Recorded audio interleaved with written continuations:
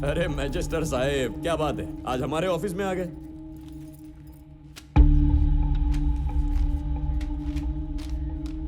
अरे इधर तो मिसिंग केस है ना। मैडम, आप ही मालिनी है क्या? अरे आप कितने सारे लेटर लिखते हो, अभी तक पुलिस को कुछ पता नहीं चला। जैसे ही मालूम पड़ेगा बता देगा, आप जा सकते। कंप्लेंट देकर 1 साल हो गया है, अब तक एफआईआर फाइल क्यों नहीं हुई? वो आदमी जिधर मिस हो गया ना, उधर ही जाके कंप्लेंट लिखवाने का, वही फाइल करो एफआईआर। जुरिस्डिक्शन के हिसाब से तुम्हारा फर्ज बनता है कि तुम एफआईआर फाइल करो। खैर, एफआईआर फाइल नहीं की, जो कंप्लेंट लिखवाई थी तुमने उसका क्या किया? हेलो, मैंने क्या हासिल किया जानने का? कशाला? मेरा प्रोग्रेस, मेरा अटेंडेंस, ये मेरे से मेरे सीनियर भी नहीं पूछते, और तू आया बड़ा मेरे से पूछने वाला थी। ठीक है, हम लोग ने कोई भी प्रोग्रेस नहीं किया। हाँ, 1 मिनट के लिए ऐसा मान लेते। तू एक बात बताना, इनके पति को घर वालों ने भी ढूंढा, उन लोग ने क्या हासिल कर लिया? हाँ? कोई भी उठता है भड़ास निकालने पुलिस स्टेशन आ जाता है, हम लोग तो इधर खाली बैठे हैं ना। अच्छा वैसे तेरे को इसमें इतना ज्यादा इंटरेस्ट काहे को? अरे मैडम, आप गलत मत समझिए। मैं यहाँ पर इनके साथ कोई रिक्वेस्ट करने नहीं आया हूँ। सब डिवीजन मजिस्ट्रेट होने के नाते पूछ रहा हूँ कि मेरे गांव का एक आदमी मिसिंग है, उसका क्या हुआ ये जानने आया हूँ।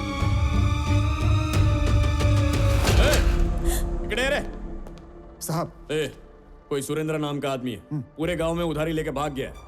किसी के हाथ से चीटिंग का केस लिखवा दे। जी साहब। वो आदमी लोगों को फंसा के भाग गया है, ये लिख के केस क्लोज कर।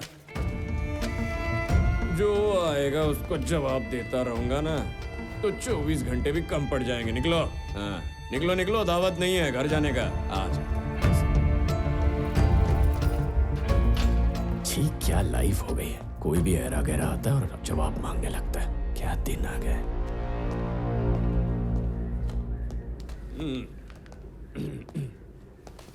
इसके अंदर इतना चर्बी भरेला है ना, इसीलिए इसको सब कलेक्टर की पोस्ट से डिमोट करके इधर भेज दिया है। सवाल तो ऐसे कर रहा था जैसे होम मिनिस्टर है, स्वतः हीरो समझ। तो मेरे को बताओ, अपने पुलिस स्टेशन में आके अपने से ही सवाल करने का किसी ने हिम्मत किया है? साहब, तू वापस काय को आ गया? गलत इल्जाम लगा के केस क्लोज करने की सोचना मत। ये चीटिंग केस नहीं, मिसिंग केस है, जिसकी जड़ तक मैं जाऊंगा ऑफिशियली। उसके बाद तेरे से इन्वेस्टिगेट कराऊंगा, उसके बाद इस स्टेशन का चार्ज मैं लूंगा। लॉकअप में 2 मौतें हुई हैं, ये कहकर इंक्वायरी के नाम पर तुझे मेरे ऑफिस में 3 बार बुलाऊंगा, फिर 4 साल तुझे घर बिठाऊंगा। हाँ। बाप रे, देख रहे वो चला गया कि इधर ही खड़ा है? चला गया साहब। अरे यार, ये आदमी किस मिट्टी से बना है? कौन है यार ये स्वामी? जब भी मिलता है डराता रहता है, भलते भलते रूल सुनाकर सवाल के जवाब मांगता रहता है।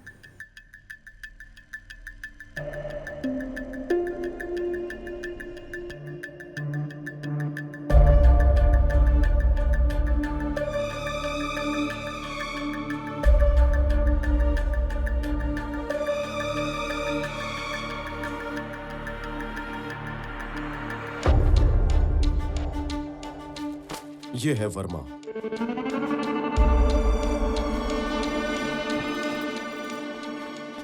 उसके हाथ में जो गिफ्ट बॉक्स है उस पर वर्मा नाम लिखा है। इसका एड्रेस पता करना होगा। सुरेंद्र बिजनेस के सिलसिले में वर्मा से मिलने गया होगा, शायद वर्मा बिजनेसमैन हो।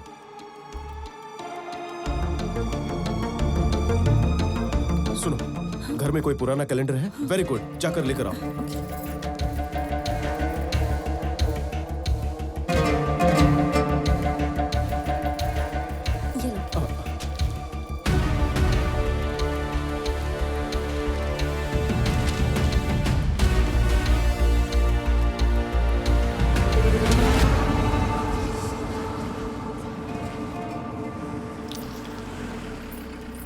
बेटा, वर्मा जी है क्या?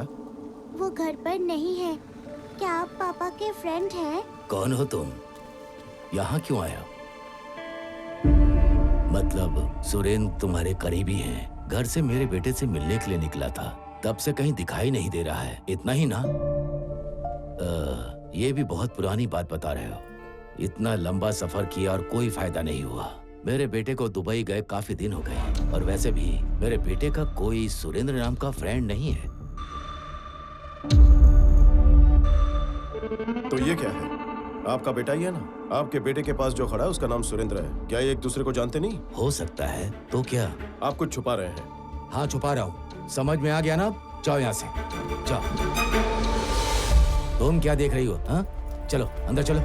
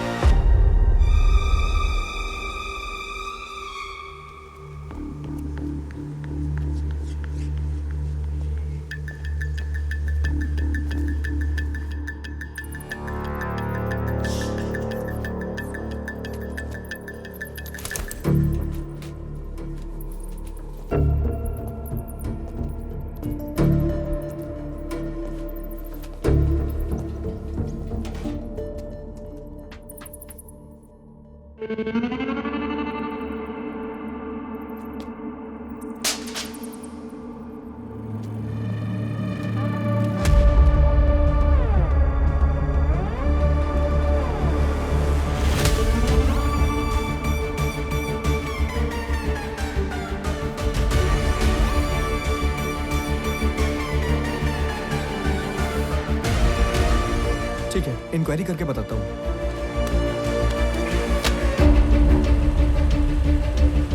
चलो चलो चलो, सीधे सीधे सीधे। हाँ।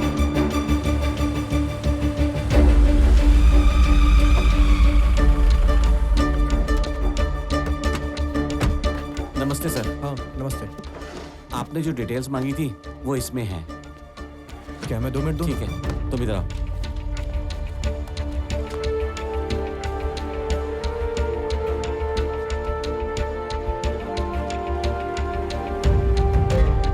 ये क्या है? तेरी दोनों हाथ से लिखने की आदत नहीं गई ना? सारी डिटेल्स लिखे जा रहा है। यही तो मेरा काम है। ठीक है राघव, इन दोनों में से तुझे जिस पर ज्यादा भरोसा है उसे बुला। श्रीधर। जी सर। सर, आपने जो आइडेंटिफाई किया है, पिछले साल मई में 10 से 15 कंटेनर्स इस रूट से गए हैं और ये सब हमारे चेक पोस्ट के रिकॉर्ड्स में लिखा हुआ है। सर, यहाँ से जो भी कंटेनर्स गए हैं ना, उन सभी कंटेनर्स के नीचे एक अजीब सा निशान बना हुआ था सर।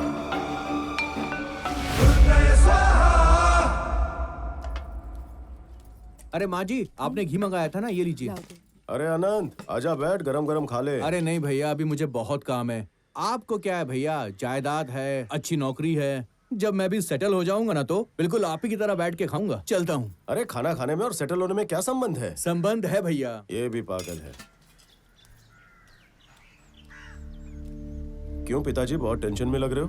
ए, तुम जो कर रहे हो वो हमें पसंद नहीं है। तुम्हें घर आकर 1 हफ्ता हो चुका है। ऑफिस जाना छोड़कर तुम उस सुरेंद्र को ढूंढ रहे हो। ये भी ऑफिस का ही काम है। कोई आगे नहीं आएगा तो केस सॉल्व कैसे होगा? दुनिया में एक ही केस बचा है क्या? एक की मदद करने के लिए सब कुछ भुलाकर उसके पीछे दौड़ना ठीक है? आप बुरा ना माने तो एक बात कहूँ क्या? आप जो भी काम करते हैं उसमें 10 लोगों का फायदा ही होता है, लेकिन इस केस में आप एक इंसान के लिए इतनी भागदौड़ कर रहे हैं। लोग अलग अलग तरह की बातें बनाएंगे। समधी जी 10 दिन से सोए नहीं है ठीक से। बेटी को भी बाप की फिक्र रहती है। महालक्ष्मी, आपको भी कुछ बोलना है क्या? कुछ भी नहीं।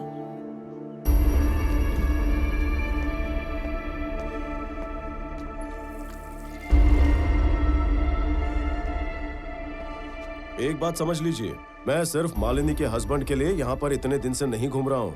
1-2 नहीं, पूरे 20 लोग गायब हैं। ज्यादा भी हो सकते हैं, उनकी गिनती कोई नहीं जानता। सुरेंद्र की छानबीन की तो वर्मा, वर्मा की छानबीन की तो उसका असिस्टेंट राजा, राजा की छानबीन की तो वेंकट। ऐसे गुमशुदा लोगों की लिस्ट बड़ी लंबी है। पत्नी इंतजार में बैठी है कि पति घर कब लौटे। बूढ़े बाप को अपने बेटे का इंतजार है। अपनों के लिए आंसू बहाते बहाते उनकी आंखें भी सूख गई हैं। घर चलाने के लिए बहनें सब्जियां बेच रही हैं। छोटा भाई पेट भरने के लिए पढ़ाई छोड़कर दूध बेच रहा है। बच्चों को 2 वक्त की रोटी खिलाने के लिए गांव की औरतें अपनी आबरू की भी परवाह नहीं कर रही हैं।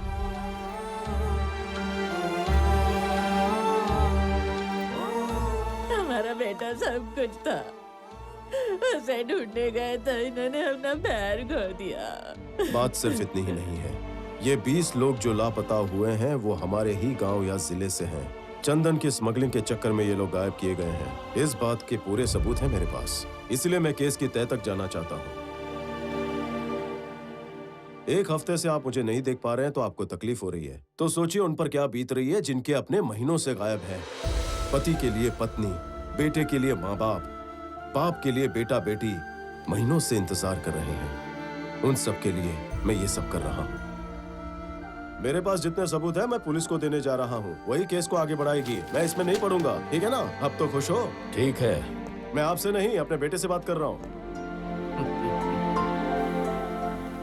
Good morning sir. हाँ, मॉर्निंग मॉर्निंग। अरे सर खाने को फिर से आ गया।